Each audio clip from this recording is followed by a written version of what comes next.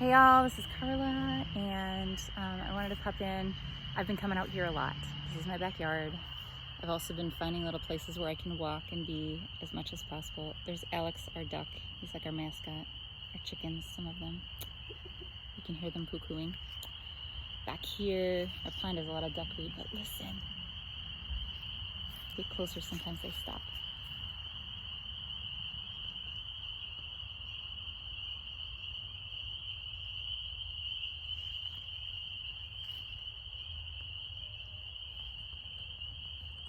That's nature, my friends.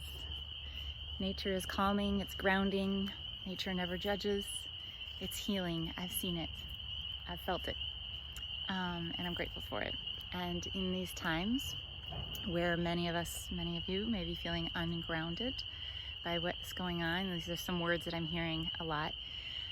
I didn't try to rhyme these things because I don't typically like doing that, but 4 words that start with a Z came to me today.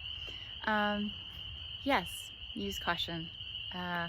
In particular, we have a member of our family with cancer, and so we're just aware, like compromised immune system. So what are the precautions and caution we're taking?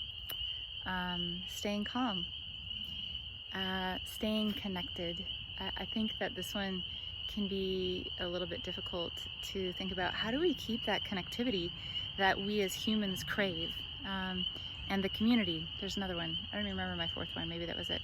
But that we keep that, those options. And so for some people that may not be person to person, and that may not be okay right now, and that's okay. See how else you can find that, but find that connectivity. And I really want to invite you all to know that there's, what if, okay, I'm gonna ask the question, what if there was no wrong choice in all this? Because what I'm hearing a lot from clients and others is just sort of like, what should I be doing? What should I take? And then all of a sudden realizing, via the news and other people, like, oh my gosh, some shelves are going empty, or people are doing this or that, or taking these precautions. You get to do it your way. You get to do it in the way that feels right to you, that feels light to you. What if what is light for you is true and the heavy is a lie? And let me say, like, circumstantial sometimes, like what's going on isn't very light, but where will we put our attention? How will we orient ourselves to all of this right now? And in that, even when it doesn't feel like it, because there have been many times in my life that I haven't felt it, we do have choice. Like, we get to choose to orient toward ease or stress. I've been noticing just how my kids are naturally making some choices.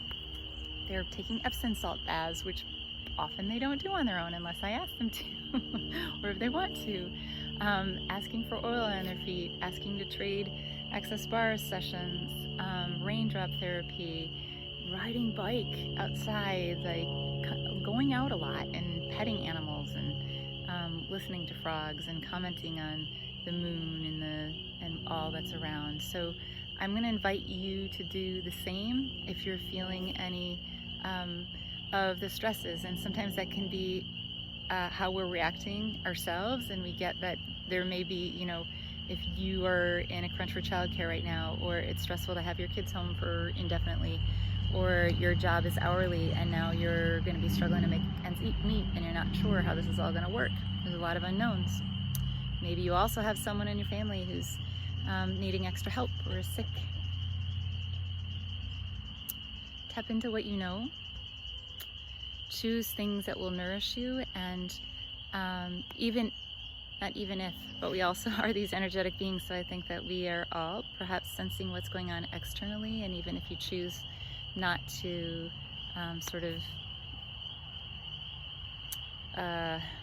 energetically sort of feel a panic or urgency, we can sense a lot of that around, and the uncertainty. So we are human beings, we are energetic. We can, I believe, really sense one another. And one of the ways that I've learned over the years in my own and as a trauma-informed parent and working with clients, that is really powerful for coming back to self and being present in times that feel uncertain, unknown, challenging, is the senses. Ayurveda, this ancient wisdom of Empire of India, this ancient teaching, tells us a lot about our sensory experience. Oh look, and there's our very happy dog running out. Yeah, if you have a dog, go with your dog. But how do we come to the senses? So when you feel like, basically we have this sort of like we're feeling out of body, and almost removing ourselves to function on survival. And I invite you to just play with coming back to the senses. Like, what do you smell? What do you hear? What do you taste? What do you feel? Like, even right now I can feel the breeze. I can feel how like the edge of my shirt is flapping a little bit. I can feel some of my hair wisping. I can feel that. You know, notice when you're thirsty. Notice when you're hungry. What are you hungry for? Sweet, salty, you know, bitter, pungent, astringent, like all those tastes.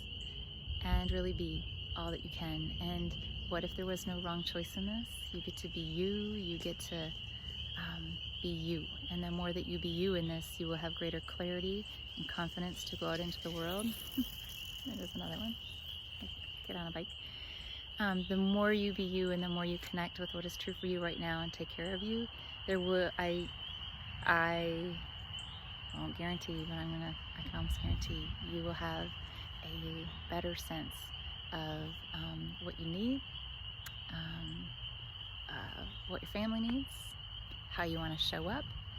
When we feel full, we can offer more to our family, we can offer more to our community, because they're, you know, the economics of all this and the situations. Like, we've got a lot of kids like in our school who rely on those meals, breakfast and lunch, and we don't know what's happening yet, but maybe there are places that we can also go out into the world feeling full and give back. And if you are in a place where you could use some support in receiving, please put away all judgments. Please open yourself up to receiving, and can we all be in the gifting and receiving right now? And truly, what else is possible? So thank you. Grateful for you, just thinking of all of us, and how we're connected, and go out into the world, be you, receive, and be well. Thanks so much. If there's anything else I can contribute in services or conversation, or even a practice that I might be able to put out in the world, let me know how I can best support you. Carla@discoveryourcenter.com. You can follow me at Discover Your Center with Carla on Facebook. And thank you. Bye.